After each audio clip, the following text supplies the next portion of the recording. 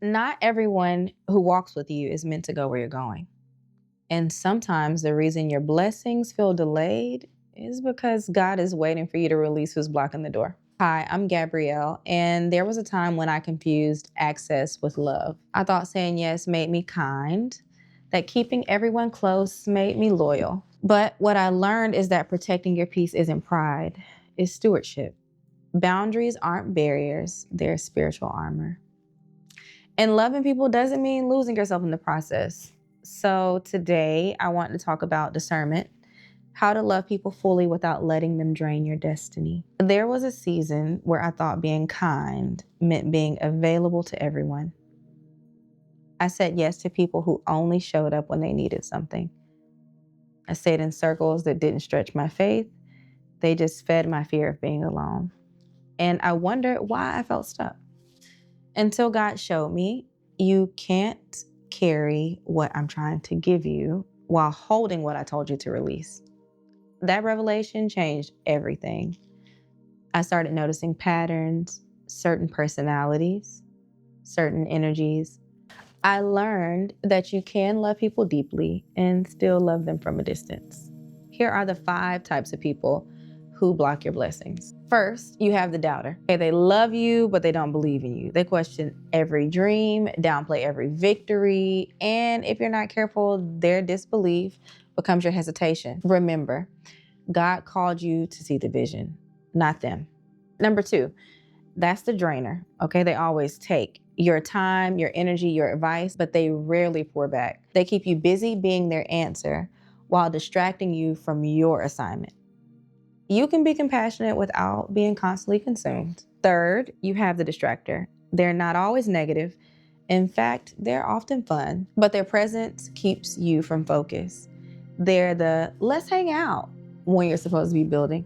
The you're doing too much when you're finally consistent, and not everyone who brings laughter brings growth.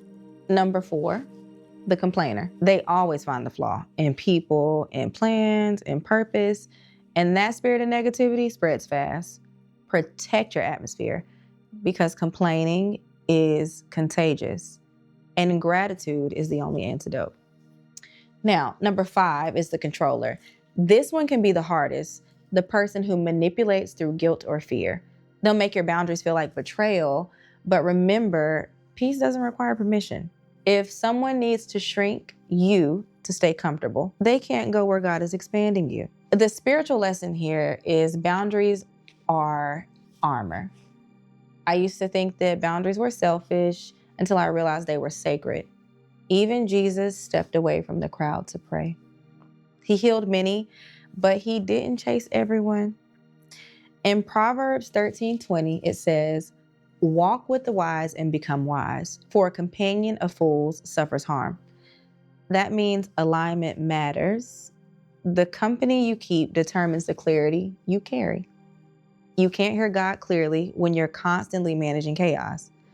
So ask yourself, who brings peace and who brings pressure? Who multiplies my faith and who drains my focus? Discernment isn't about cutting people off in anger.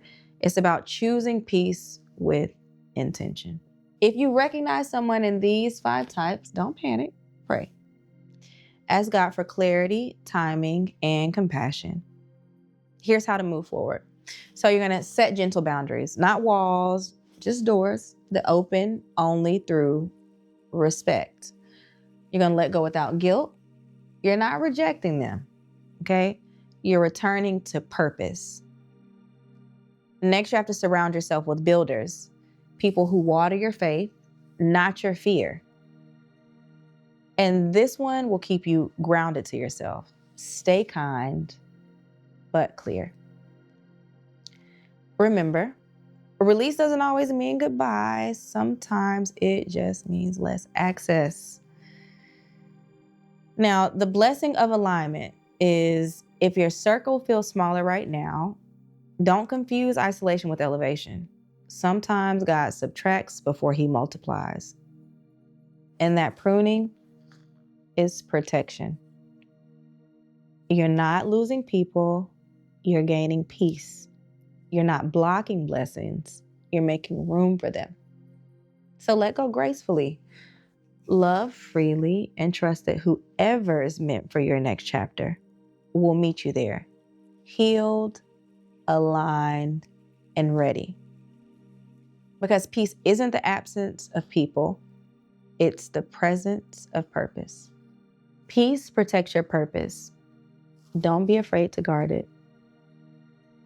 If this spoke to you, drop a honeybee in the comments and share which type you've learned to release with grace. See you in the next video.